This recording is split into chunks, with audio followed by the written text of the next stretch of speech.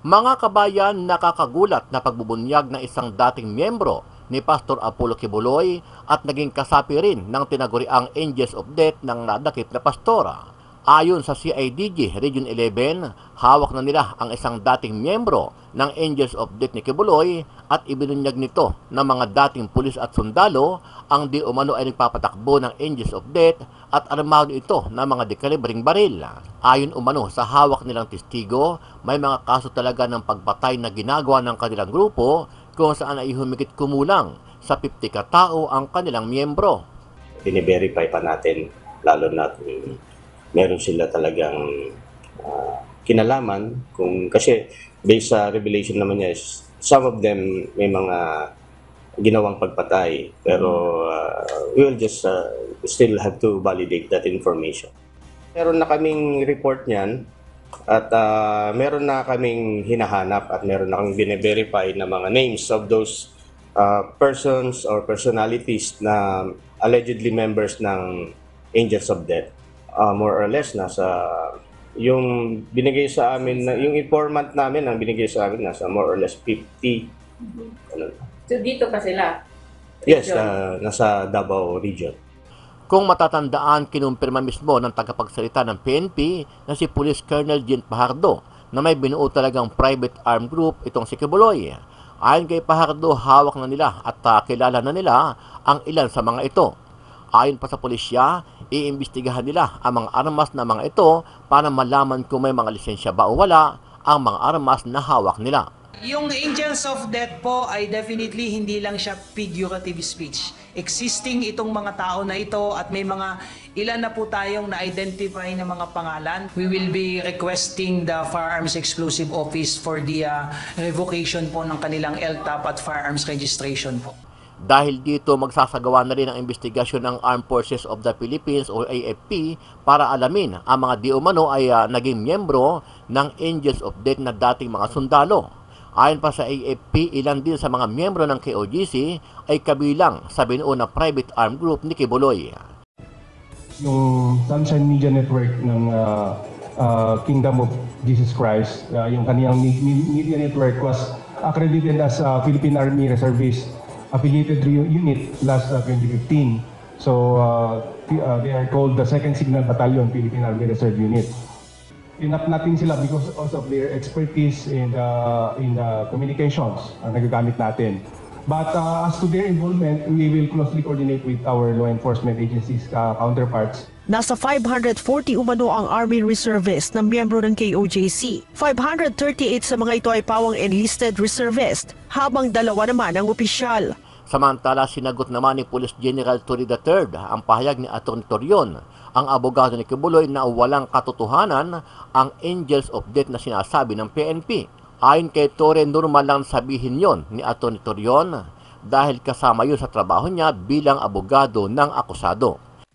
Abogado po ni Kibuloy ay prayer warriors lamang po itong Angels of Death. Ano lang pong masasabi niyo po dito? Natural po yan. Sasabihin ng abogado niya yan because obligasyon ng abogado yan. That's his role.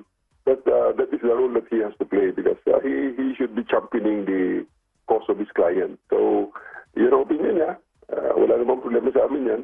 Ang sa amin yan, may contrary kami na position dyan. Sa huli, sinabi ni General Torre na gagawin nila ang lahat para matulungan ang mga naging biktima ng private armed group ni Kibuloy, partikular ang mga kabataang babae na di umano ay inabuso ng pastor. Ayon pa kay Torre, hindi sila titigil hanggat hindi nila napapanagot ang mga akusado, lalo na ang founder ng KOGC na si Pastor Apollo si Kibuloy. Ang mga biktima dito ay mga kabataan na walang kalaban-laban sa isang higante. So, we really would like to assure the public na sisiguruhin natin na matulungan at mabigyan ng redress, ng hustisya, ang mga minor de edad, ng mga batang babae na naging biktima ng mga to, ng mga tao ni Kibuloy at ni Kibuloy mismo. Ano ang masasabi mo dito, kabayan? Sama-sama natin panuorin ang buong video at pakicomment nyo po ang inyong mga reaksyon at sariling opinyon. Pero bago yan, sa mga hindi pa po nakasubscribe sa ating channel, Nakabayan News PH, pakipindot po ang subscribe button at pakiclick na rin ang notification bell para lagi kayong updated sa mga bagong upload natin na legit at napapanahong balita. Maraming pong salamat. Kinokompirma na ng Philippine National Police Criminal Investigation and Detection Group ang impormasyong may mga retiradong pulis at sundalo umano sa hanay ng sinasabing Angels of Death ni Apollo Kibuloy. Ayon kay Police Lieutenant Colonel Bernard Pagaduan, officer in charge ng CIDG Region 11, base ang impormasyon sa isang umano'y dating miyembro ng grupo na hawak na ngayon ng PNP. Bine-verify pa natin, lalo na kung meron sila talagang kinalaman, kasi based sa revelation naman niya, some of them may mga ginawang pagpatay, pero we will just still have to validate that information. Sa impormasyon ng CIDG-11, nasa 50 umano ang miyembro ng naturang grupo at ilan sa mga ito ay dating pulis at sundalo. Sinasabing armado rin ang mga ito kaya inaalam na ng mga otoridad kung may nakarehistrong baril ang mga personalidad na sinasabing bahagi nito. Meron na kaming report niyan at meron na kaming hinahanap at meron na kaming bine-verify na mga names of those persons or personalities na allegedly members ng Angels of Death. More or less nasa yung binigay sa amin, yung informant namin ang binigay sa amin nasa more or less 50. So dito pa sila? Yes, nasa Davao region. Una nang sinabi ng pambansang pulisya na iniimbestigahan nila ang aligasyong ginagamit umano ni Kibuloy na panakot ang Angels of Death upang wag magsumbong ang mga biktima ng pang-aabuso. Itinanggi naman ng kampo ni Kibuloy ang paratang tungkol sa private army at iginiit na mayroon lamang prayer warriors ang religious leader. Kami nagpapasalamat nga rin sa mga interviews na ganito, na katulad nito, at kami nabibigyan din ng pagkakataon na mailahad sa ating mga kababayan, especially sa mga posibleng mga naging biktima in the past or currently ay biktima pa rin dahil ang kanilang mga kamag-anak ay nandyan sa loob ng KOJC. So, kaya pag narinig nila ito na nakikita nila na the government had already taken custody of Mr. Kibuloy and his nakikita nila na ang kanyang mga taga-sunod ay undaran na rin. Kaya nga hindi sila mga pag-rally-rally ng ganun-ganun na lang dahil talaga namang nauubos na ang tao nila. Nagkakaroon sila ng lakas na loob na lumapit na uli sa mga pulis, sa otoridad dito sa Davao City para magreklamo. Apo. Sir, kamusta naman yung mayroon bang inilatag din na siguro initial preparation ng Davao Police just in case na, kasi diba yung kampo ni Kibuloy hinihiling na siya ay ma-hospital arrest dyan na lang sa Davao?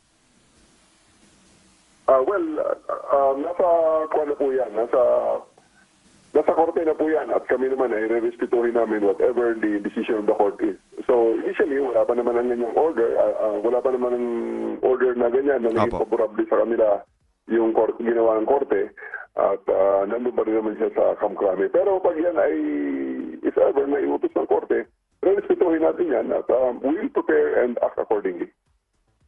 Sir, balikan ko lang po itong Angels of Death. Ang sabi po ng abogado po ni Kibuloy ay prayer warriors lamang po itong Angels of Death. Ano lang pong masasabi niyo po dito? Natural lang po yan. Sasabihin ng abogado niya yan because obligasyon ng abogado yan. That's his role. That is the role that he has to play because he should be championing the cause of his client. So, yun ang opinion niya. Wala namang problema sa amin yan.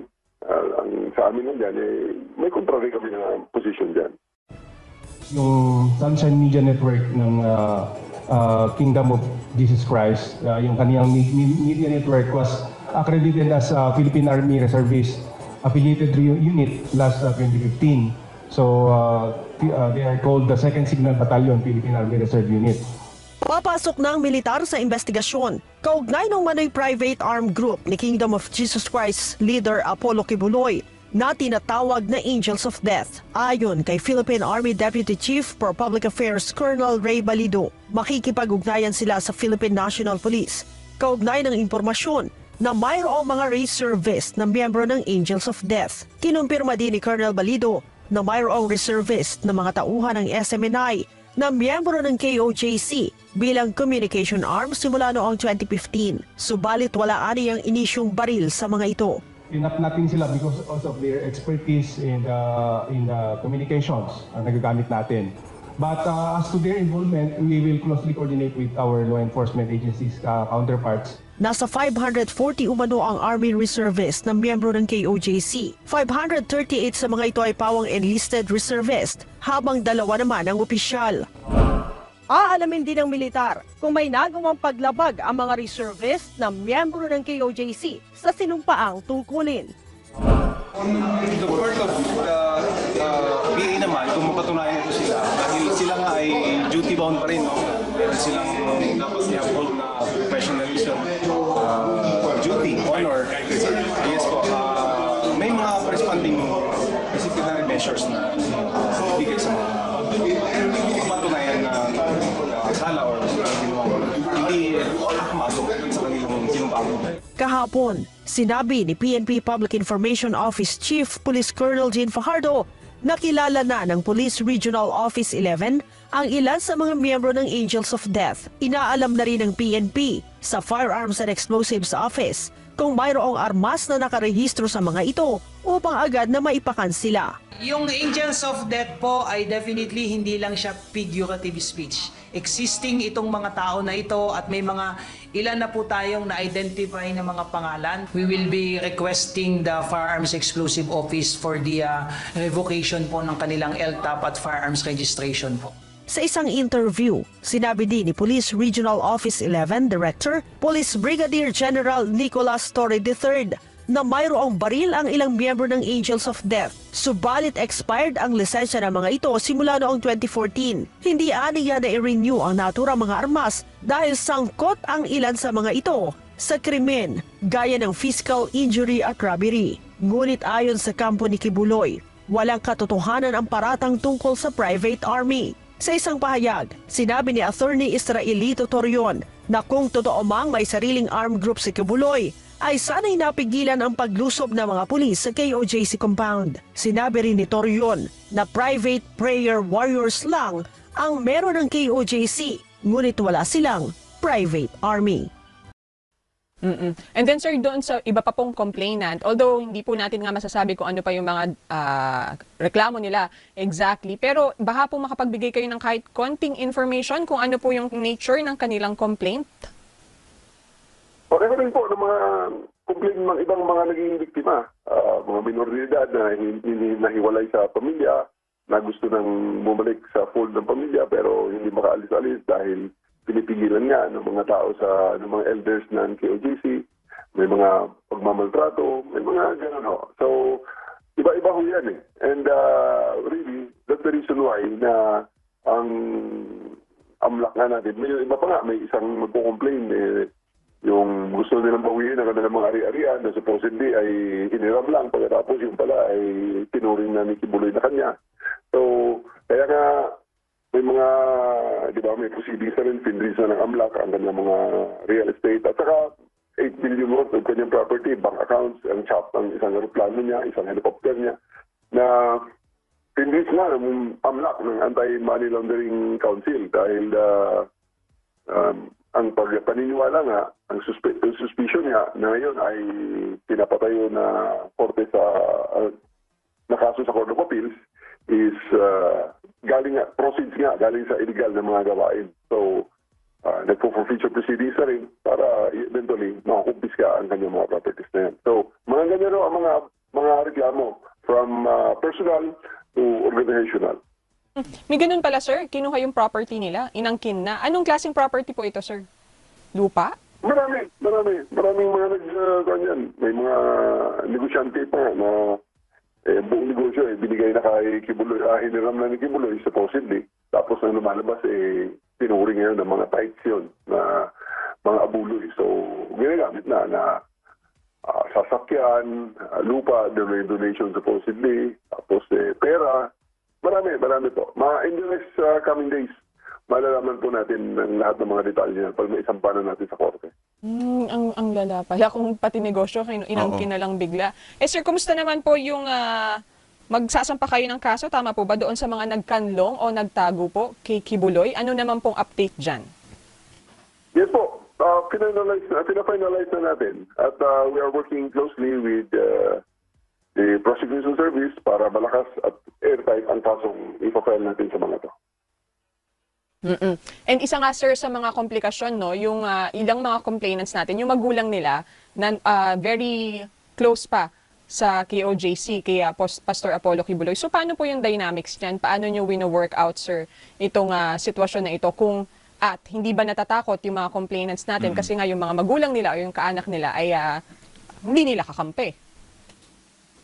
Opo, talagang may ganun nangyayari dahil naawa nga, yun nga na-challenge sa atin, na naawa tayo na this is a very, medyo rare case na to. At hindi naman, unique naman talaga si Kibuloy. Talagang hindi naman yan masabing common tambikan hari. So, marami tayong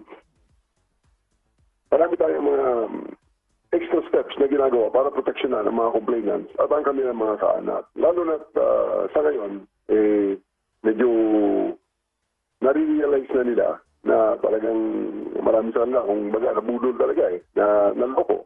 And they're coming out to realize na ito na nga, pwede na magsalita, pwede nang umaklas dito sa injustice na kanilang naranasan, they can now make redresses. So, sa amin naman, the PNP provides them with the help and the support, and most especially the security that they need para to keep them going in looking for justice and redress sa mga ginawa sa kanilang Kibuloy. Sir, pahabol lang siguro na tanong, no, sa side naman ng mga, kasi nung kasagsagan po ng mga operations ninyo, nakita din naman po natin na may ilang mga mamamahayag na nakaranas po ng harassment sa mga miyembro po ng KOJC. May mga nag-file na po ba ng formal complaint dyan sa Davao Police tungkol po doon? I believe they're planning to do so kasi marami sa kanila ang nakapagpa-blatter na. Nagpa-blatter talaga sila during the course of immediately after or just right after na sila ay nakaranas nga ng panghaharas, ng pang-upat, at yung mga pinagagawa ng KOJC. So, sa ngayon, we're trying to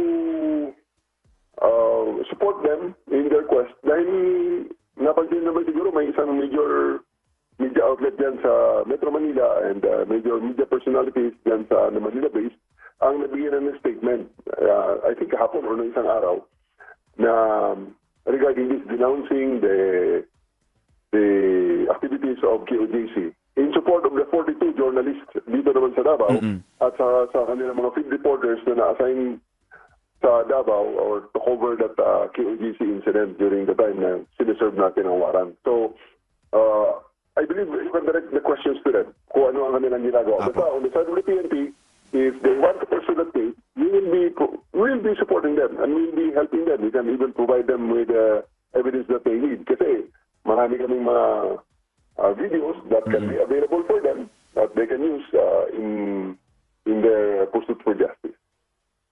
Sir, in the event naman na kayo ang sampahan ng kaso, di ba merong mga ganong parang banta? Ano po ang paghahanda ng PNP? Hindi po banta yung pagsasampa ng kaso. Meron akong mga isinampang kaso. Naisampa na talaga? Sila po dito sa case ng August 24. Kung doon sa June 10 na unang attempt ng PNP and the other agencies na i-file i-serve ang warrant ni Apollo Kibuloy. So, may mga sinampa na sila. Maraming kasong isasampa rin na in-expect natin. At meron pa nga, may mga opisyal nga ng Davao City LGU na witness pa nila na supposedly ay kakampi ng gobyerno. Pero sa ngayon ay may mga nakahanda rin tayong mga kaso na hindi niyo pa naririnig. Pero may mga kakasuhan pa kaming additional ng obstruction of justice. Nakita namin after ng evaluation ng ating mga abogado na talagang non-cooperation and indispensable participation sa kanilang mga pinagagawang illegal sa pagtanong kay Kibuloy at sa pag-commit ng sedition and inciting to sedition. Sir, paano na lang natin i-assure ang publiko na itong kaso po kay Kibuloy ay talagang uusad? Kasi po baka may ibang mga nagtataka o nagsasabi na dahil mainit ang issue ngayon, na pag-uusapan ngayon, maingay, nagiging aktibo din po yung ating mga otoridad. Yung assurance lang po, sir, sa publiko. Hindi ko natin titigilan to na tututukan ang kasong to until na makumit natin ang ends ng justice. Kasi on my part, personally, I'm really committed to this. Dahil sabi ko nga sa mga boss ko na kung ang kasong to ay iba-iba lamang at personal na away ng mga malalaking personalidad, baka hindi pa ganun katindi ang ating tutok na gagawin. Sapagkat nag-uuntog ang mga personalidad dyan Bahala silang maghanap ng redress sa proper authorities, especially sa courts, na ang kanilang mga supposedly ay mga kasalanan ginawa sa kanila ng kanilang mga kalaban. Pero, dito sa kasong to, hindi namin ito mabibitawan ng basta-basta lamang. Ako personally. Bakit? Kasi ang mga biktima dito ay mga kabataan na walang kalaban-laban sa isang higante. So, we really would like to assure the public na sisiguruhin natin na matulungan at mabigyan ng redress ng hustisya ang mga minor de edad na mga batang babae na naging biktima ng mga to, ng mga tao ni Kibuloy at ni Kibuloy mismo.